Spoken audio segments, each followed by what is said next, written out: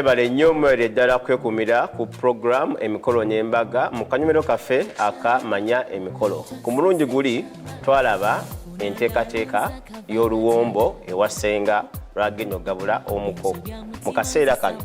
mu kanyomero kaffe kano kennyini katulabe engabula y'oluwombo luno nga senga amaze oluteekateeka obulungi alugabudde atya eri omukono gwe bakyazizza mu maka gaabwe. Nsonyi okulaba nze MC Bovian ne munange ono nange MC Nasa twesimye nnyo katandikirawo we twakoma. Weekend ewedde twabategeeza nti bwe tuba tuteekateeka oluwombo tuluteekateeka mu ngeri ddala esaanidde eweesa ekitiibwa. Olwaleero nga bonsabye katwogere ate butya bwe tusoosootola n'okulya oluwombo. Emikolo gino egy'okuzaalibwa bwe giggwa nga bagamba omwana nga bagamba abantu abakulu abaliwo tegeeza bataata n'abalala abakulu nti bannange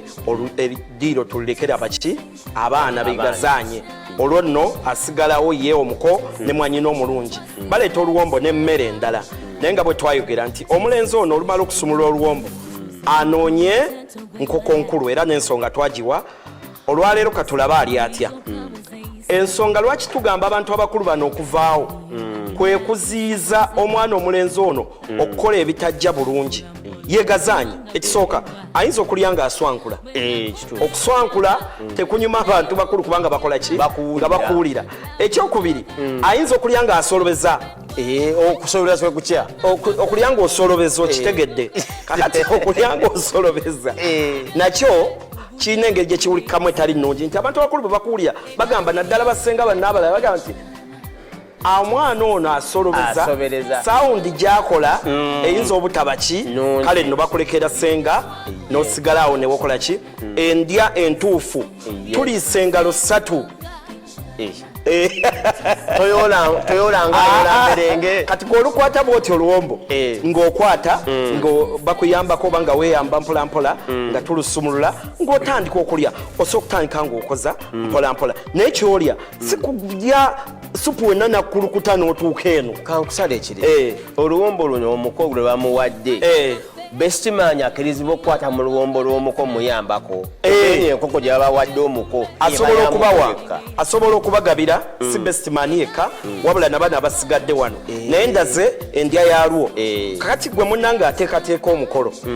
olusi bagenda ne batuula awantu ng'olabira ddala tebanywedde atudde ku mmeeza eri waggulu emuli wano kati ate akatebe katuddeko kali wansi oluwombo bw'amala okulusumula nga luli muli waggulu tasobola kulya nga talabayo era lwakubanga tukyusaamu ebintu ebimu naye enkulaakulana yangize nga ereka ebimu ekifo ekisinga obulungi ekyokuliiramu we wansaawo ng'omusiraamu wakikola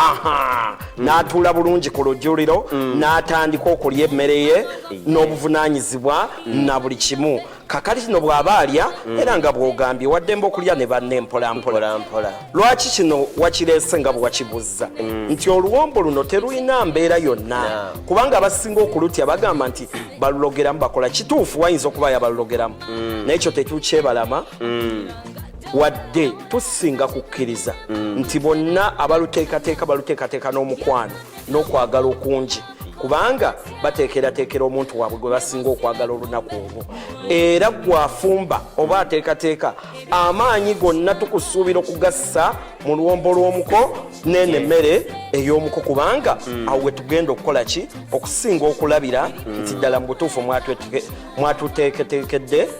mu butuufu bw'okuteekerateekera.